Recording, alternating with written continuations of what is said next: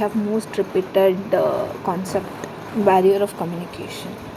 Health education may often fail due to communication barrier between the educator and the community. So what are the communication barrier types of communication barrier? You can see first is a physiological barrier. A physiological barrier is difficulty in hearing and expressing. That comes under physiological barrier. You have a beautiful question.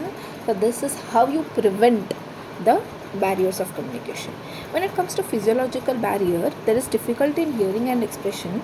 So you can prevent it through using visual aids, by using visual types of communication, like using chats, graphs. In a previous video I have explained about types of communication, so watch that, because that is connected to this, which helps you to write answers clearly. Then we have microphones, using of microphones for the people who don't understand. Then use of non-verbal communication. So when there is difficulty in hearing and expression to the people, use non-verbal types of communication. Okay. Then we have psychological communication. In psychological communication, there is difficulty in emotional disturbance, neurosis, difficulty in the levels of intelligence, language. For these people, first you must establish the trust. So you just trust me, you just throw out all your emotions. That is how you establish a trust between the community. And then motivate them, give them certain motivation. These you are going to learn principles of health education, which is very important topic. Then active participation, like ask them questions, ask them feedbacks, talk to them about their anxiety, about their emotional disturbance. That is how you can overcome psychological barrier. Then we have environmental barrier. In environmental barrier, we have noise, invisibility, congestion. These are like barriers in environment. Then how you can overcome these barriers? First is proper venue selection. So use a proper venue where you don't have like lots of noise, sound like disturbance. Use a U-shaped venue, V-shaped venue, so that people can see clearly the educator. Then small groups, like putting the people in the large groups, mass, and just bluffing with each other will not give a conclusion. So take a group, like make them into a small group, then discuss, like educators. You also can get into each small groups, so that the communication becomes easy, the feedback becomes easy. Then we have about sitting arrangements, like we should use it where there is visibility of a educator, that brings interest in the people. That is how you can get through environmental barrier. Then we have cultural barrier.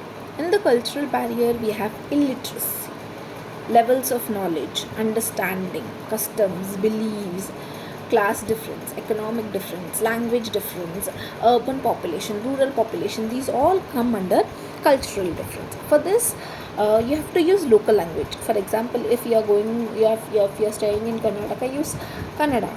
If you are in some states of like Madhya Pradesh, Maharashtra, use Marathi, so that people will easily understand it. And with the help of use of local leaders, they can relate it so easily. When it comes to illiteracy people, so don't go with giving them certain heavy words. Easy understanding, make them easy understanding, like perform some skits so that visually they can understand the concept. That is how you can get out through cultural barriers. So these are 4 types of barriers of communication, and how you can prevent them.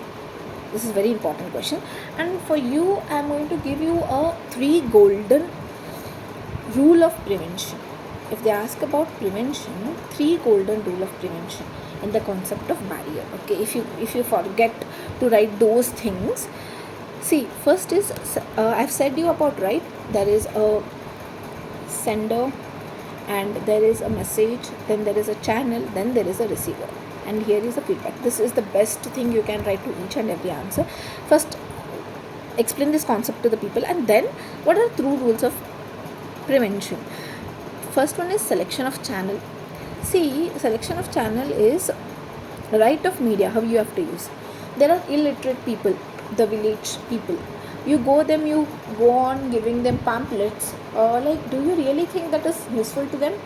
So what you have to do, you have to go for different types, playing skit, that related to their culture, doing something different either than giving them pamphlets. They are first of all illiterate, you're going to give them pamphlets, what is the use?